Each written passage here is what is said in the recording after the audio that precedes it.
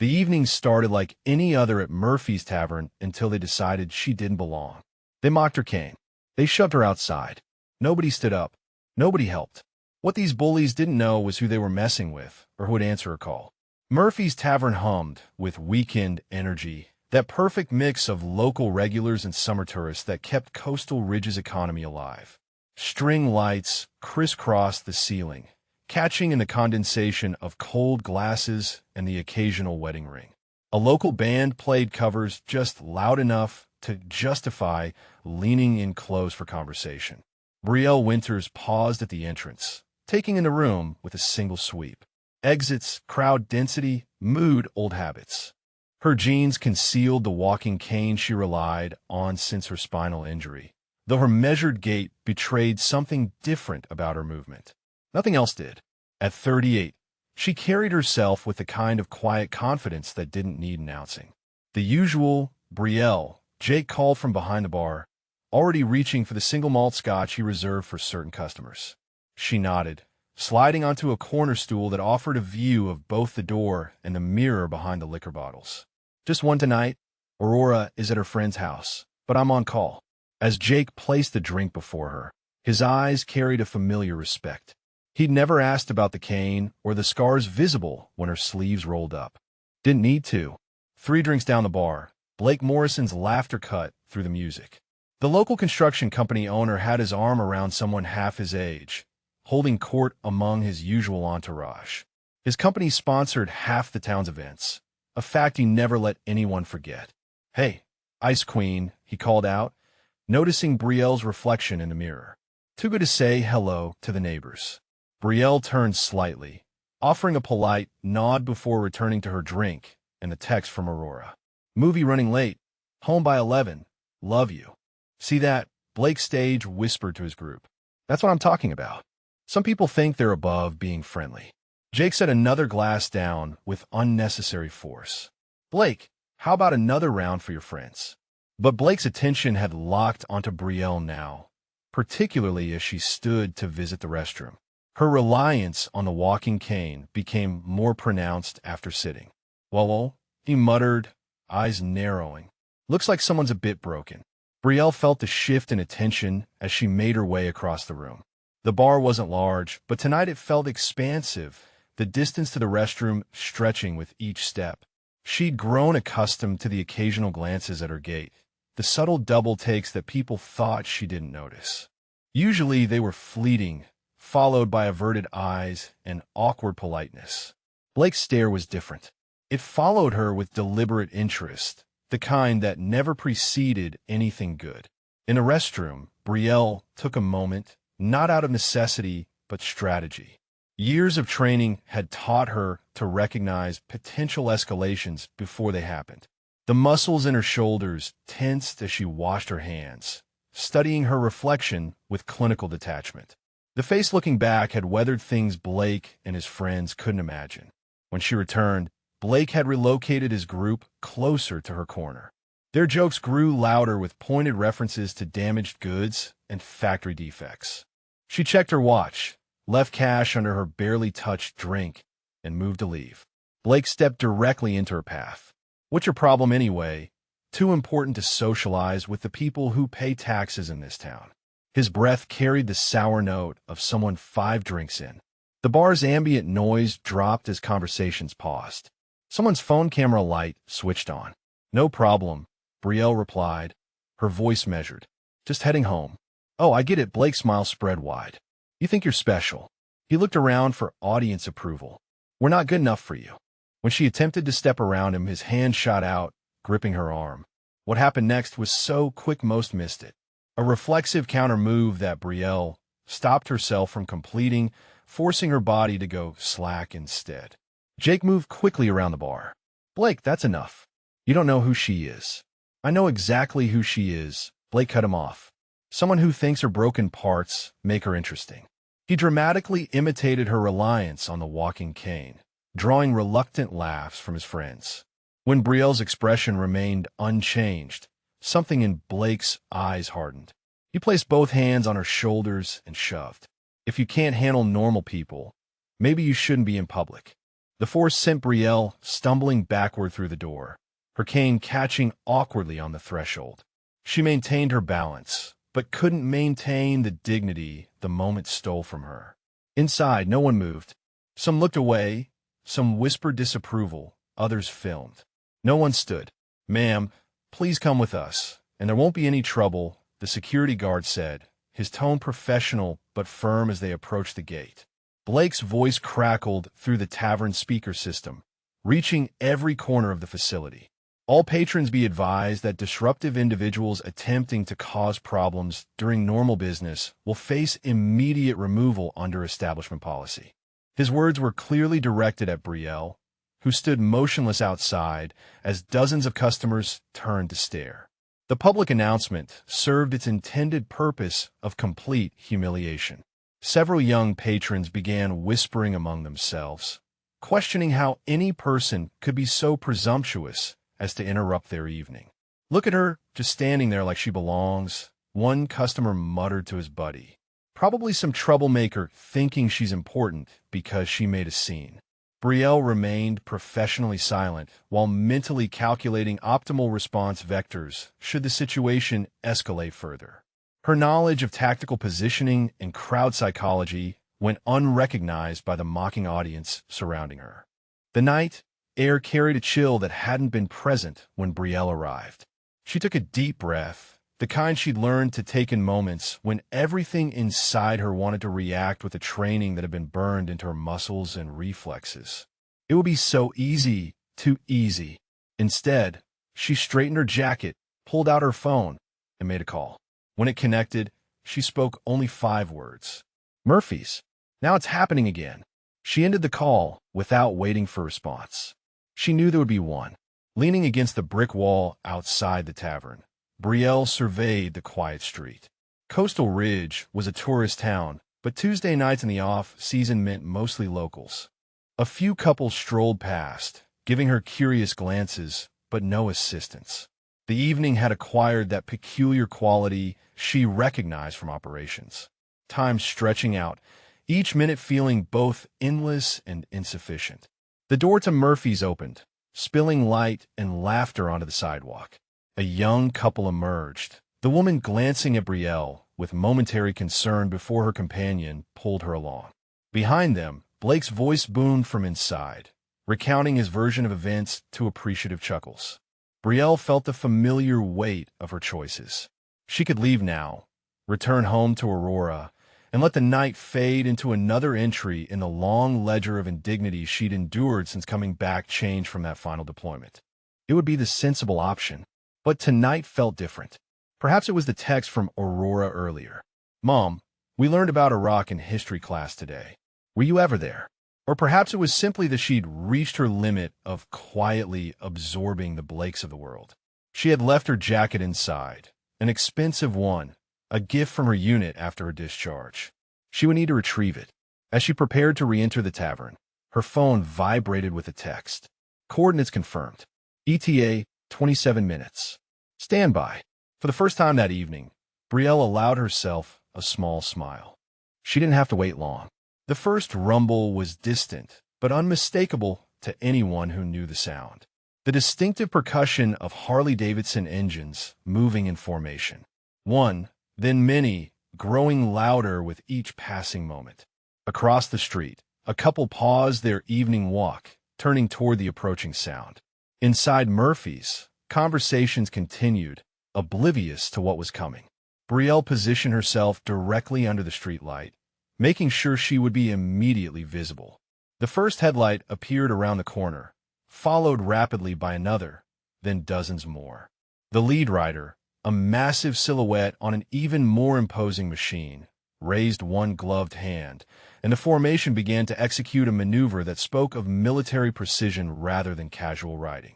Within minutes, the street had transformed from quiet to controlled chaos as 120 motorcycles surrounded Murphy's tavern in concentric rings. Their engines cut simultaneously, leaving a silence more absolute than any natural quiet. The lead rider dismounted, removing his helmet to reveal a face that had seen too much war and somehow found peace. Marcus Steele stood 6'4" with shoulders that strained the leather of his vest, but it was his eyes that commanded attention. Clear, focused, and fixed directly on Brielle.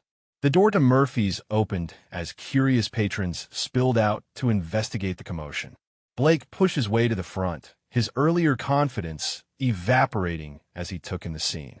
Marcus crossed the distance to Brielle in 4 long strides. Without a word, he embraced her with the careful respect reserved for those who have shared battlefield bonds. When they separated, he examined her face with the assessment of someone trained to recognize injuries. "Status report, Commander," he asked, his voice carrying just enough for the gathering crowd to hear the title. "Intact," Brielle replied with the ghost of a smile. "But I believe some education is in order." Marcus nodded, turning toward the tavern's entrance, where Blake stood frozen, suddenly understanding that the woman he'd humiliated was connected to forces he hadn't calculated. "Then let's begin," Marcus said, gesturing toward the door. "After you, Commander Winters." The crowd parted instinctively as Brielle and Marcus approached the entrance to Murphy's. People pressed themselves against walls and tables, their expressions a mixture of confusion and apprehension. The music had stopped, leaving only the murmur of bewildered whispers and the heavy tread of Marcus's boots on the wooden floor. Blake backed up as they approached, nearly stumbling over a chair in his retreat. His friends, so boisterous earlier, had dispersed to the edges of the room, trying to blend into the background. The power shift was palpable, a current in the air that everyone could feel, but few understood. Brielle entered the tavern with her head high, her posture transformed. Gone was the woman who had tried to minimize her presence earlier. In her place stood someone accustomed to command, to respect earned rather than demanded. Beside her, Marcus moved with the contained power of a predator who rarely needed to display his strength. "Lieutenant Commander Winters," he said, his voice carrying the gravel of someone who'd inhaled too much smoke in too many burning buildings. "Fallujah Recon Unit 7, 2018. The words hung in the air like artillery smoke. For those watching, something changed in Brielle's posture. A subtle shift from civilian to something else entirely. Her shoulders squared, chin lifting almost imperceptibly. "Chief," she acknowledged with the barest nod. The moment fractured as images surfaced in both their minds. Fragmentary glimpses of another life. Brielle in tactical gear, leading a unit through urban terrain. A night extraction operation gone sideways. Marcus's younger self trapped under burning wreckage after an IED explosion. Brielle, despite already grievously wounded, dragging him to safety as gunfire erupted around them. Her spine mangled beyond complete repair as medics worked frantically aboard a helicopter.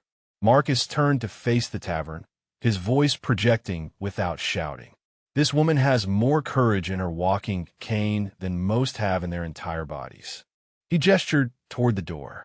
"Half the men outside owe their lives to operations she led. Missions you'll never read about, because people like her ensure people like you get to remain ignorant of what keeps you safe." His eyes found Blake, who had shrunk visibly into his seat. "You put hands on a decorated Navy SEAL, someone who sacrificed parts of herself so you could feel big in your small town." The silence in the room was absolute, broken only when Jake set a glass down on the bar with deliberate care. "I told you," he said to Blake, his voice quiet but distinct. "I tried to tell you who she was." Blake's face had drained of color. His earlier bravado evaporated in the face of revelations he couldn't have anticipated. "I didn't know," he managed finally. "You shouldn't have needed to know," Marcus replied, his tone matter of fact rather than accusatory. "Basic human decency doesn't require a service record check first." Brielle stepped forward, her focus not on Blake, but on the room at large. "The real problem wasn't him," she said, her voice carrying the authority of someone accustomed to being heard in much more chaotic environments than this. "It was everyone who watched and did nothing." The patrons shifted uncomfortably, avoiding eye contact with her and each other. Several phones were recording now, capturing a moment that would soon extend far beyond the walls of Murphy's. Outside, the sound of additional motorcycles arriving broke through the quiet. Through the windows, the crowd could see more Hell's Angels forming a perimeter around the building, their bikes arranged with tactical precision that spoke to military backgrounds. Marcus stepped toward Blake, who flinched despite the lack of overt threat in the bigger man's movement. "Stand up," Marcus said simply. Blake rose unsteadily, his eyes darting between Brielle and the door, where silhouettes of dozens more riders were visible. "I'm sorry," he stammered. "I didn't know who she was." "That's the problem," Brielle spoke, her voice surprisingly gentle. "You shouldn't need to know someone's history to treat them with basic dignity." Marcus nodded. "Morrison," he said, surprising Blake with the use of his name. "You have a choice to make. You can apologize to the commander for your behavior, or I promise you'll find your name and face shared with every chapter of our organization across the country." His smile didn't reach his eyes. "We ride everywhere." The implication hung in the air. Blake's business relied on his reputation in communities up and down the coast. The thought of being unwelcome in any of them was clearly an unacceptable prospect. "I apologize," he said, the words directed at his shoes rather than at Brielle. "Try again," Marcus suggested quietly, with sincerity this time. Blake looked up, meeting Brielle's steady gaze. Something shifted in his expression, perhaps the first genuine emotion he displayed all evening. "I'm truly sorry, Commander Winters. My behavior was inexcusable. I hope you can forgive me." Brielle considered him for a long moment. "I accept your apology," she said finally. "What you do from here will determine whether it means anything." The tension in the room eased slightly, though no one moved. Marcus looked at Jake. "I think this calls for a round, don't you?" Jake nodded, already reaching for glasses. "Drinks are on the house tonight for the commander and every veteran in the building." He looked pointedly at several regulars who he knew had served. "And maybe it's time we all remembered what courage actually looks like." As if released from a spell, the tavern began to return to life. Conversations resumed, though muted and more reflective than before. Several patrons approached Brielle cautiously, offering handshakes and quiet words of respect. Others moved toward the door, either to witness the gathering outside or to make discreet exits. Brielle accepted the acknowledgments with grace, but without elaboration. This wasn't about her seeking recognition. It never had been. She caught Marcus watching her with a hint of a smile beneath his weathered exterior. "You always did know how to make an entrance, Chief," she said when he moved closer. "Learn from the best, Commander." His eyes held a question.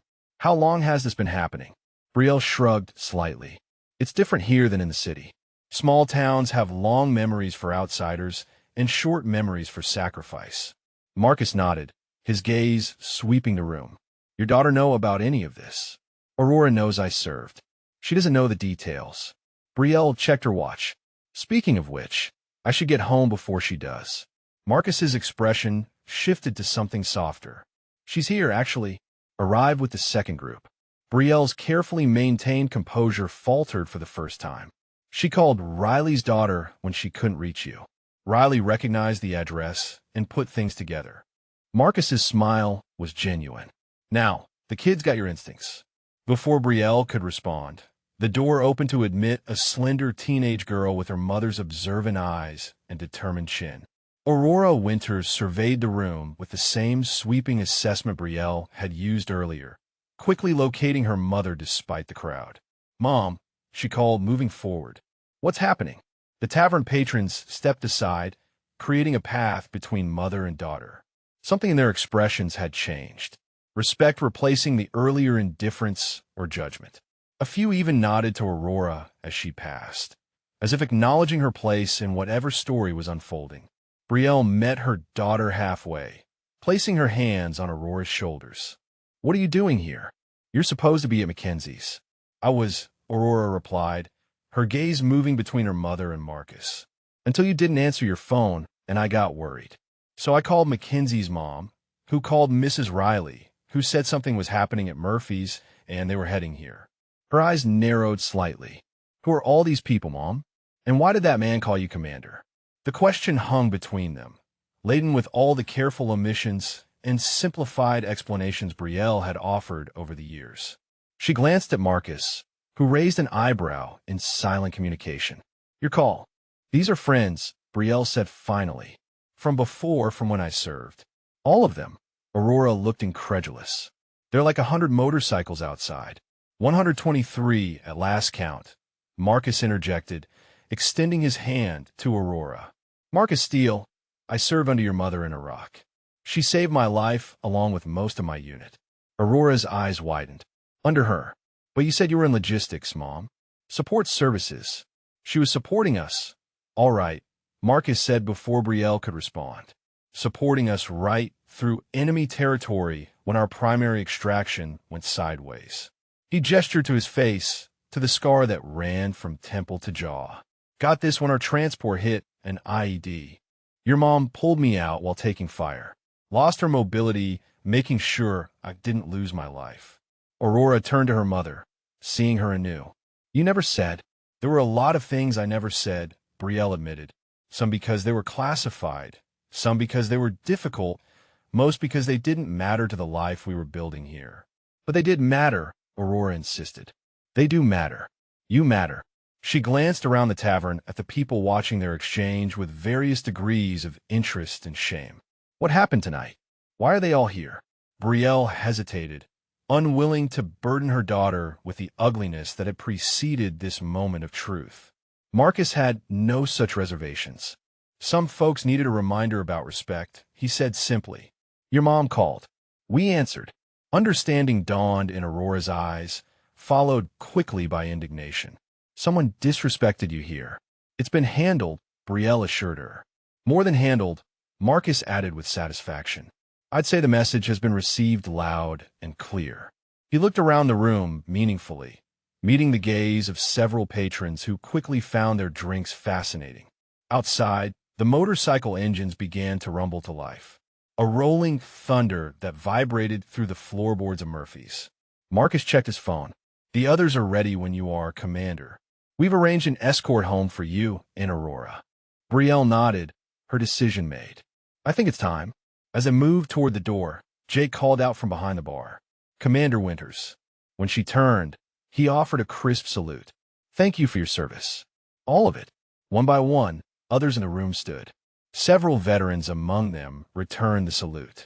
The rest simply stood in respect, a belated acknowledgement of the woman they had failed to stand for earlier. Brielle accepted their gesture with a nod, neither seeking nor rejecting the recognition. She placed an arm around Aurora's shoulders and followed Marcus toward the exit, toward the community that had answered when she called. Outside, the night had transformed.